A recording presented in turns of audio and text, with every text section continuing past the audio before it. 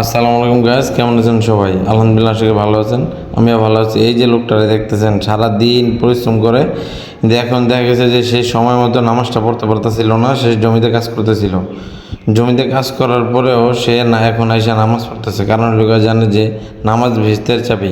তাই আমাদের সবার উচিত 5 ওয়াক্ত নামাজ আদায় করে। এই যে দেখেন, মুরব্বী লোকটা জমির ভিতরে নামাজ আদায় করতেছে। কথা হলো গিয়া, যে যাই করি না কেন আল্লাহর হুকুম সবার আগে পালন করতে হবে। কারণ যদি আপনি নামাজ না পড়েন তাহলে ওই যে জান্নাতে কেউ যাইতে পারবো না, আল্লাহর হুকুম যদি না পালন করা হয়।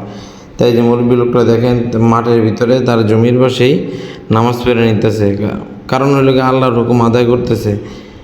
যদি সে সময় পাইতো সে মসজিদে গিয়ে নামাজ পড়তে পারতো, কিন্তু জমিতে কাজ করার কারণে সে সময় পায় না। এই কারণে তার জমির পাশে মাঠের ভিতরে আর কি নামাজ পড়ে নিতেছে। সবাই ভালো থাকবেন, সুস্থ থাকবেন, আল্লাহর হুকুম পালন করার চেষ্টা করবেন। আসসালামু আলাইকুম।